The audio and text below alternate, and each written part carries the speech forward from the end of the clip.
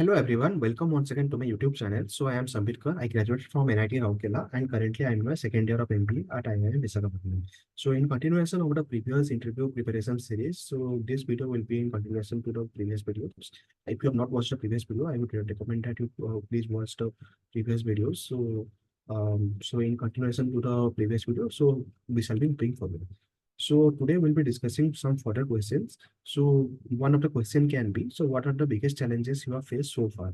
So here you make sure that your answer that you are giving, it shows your problem solving abilities. So give certain contextual ideas, clear ideas on how you have handled those type of situations. The next question can be, who is your role model? What have you learned from them? To answer this question, think of any person who has already embodied certain qualities that you most admire and the steps that you have taken to inculcate those qualities in your personality. Next question can be, what has been your most outstanding achievement?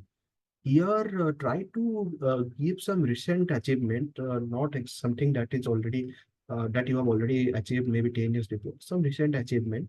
Um, Try to highlight the journey for this achievement. Now, again, mention what are the challenges you faced, the actions you took, and the results you achieved. The challenges, actions, and results. So, answer in this order. Right. So, the next question can be, what kind of leader do you consider yourself to be? So here, provide an action-based example with some tangible results. Be very crisp and concise without getting lost in the details. So they can also ask you, which decision do you regret the most in your life? So here, don't say that you don't have any regret. So usually what I have observed that a lot of students, when they are asked about any regrets or if any failures or any weaknesses, they tell that no, they have not faced. That is wrong. That is definitely a false answer. You also know yourself that there is a time in everyone's life when they have regretted, they have failed in certain decision making or somewhere. So it is good that you should understand what you have made mistakes so that you don't repeat them, right?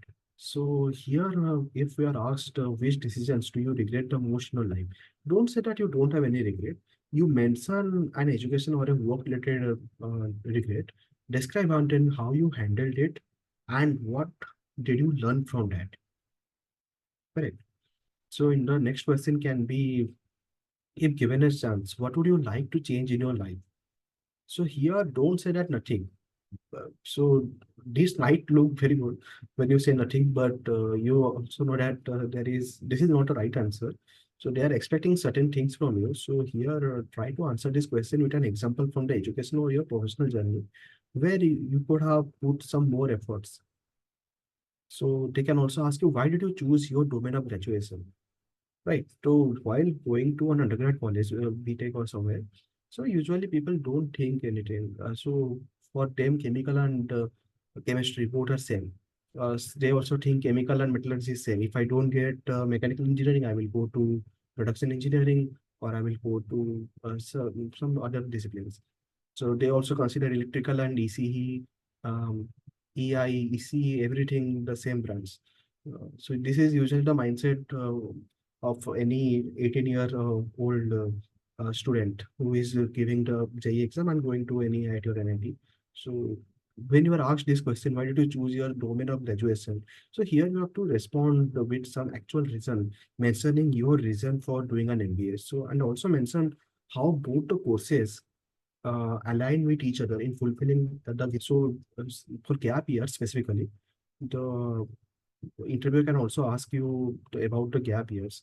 Through this question, the interviewer wants to know what you learned through the year and your reasons to choose the same. So you can maybe describe about your internships or certifications or any NGO work you did during those years. Um, they can also ask you what are your long-term goals. Here you can talk about around 10 to 15 years down the line. So you will be an asset to the company and how you are going to contribute to society in general. So try to add a personal touch that shows your value system. So thank you everyone for watching this video till the end. So in the next video, we'll be discussing further questions and please like, share and subscribe this YouTube channel. and turn on the bell icon. Thank you everyone once again.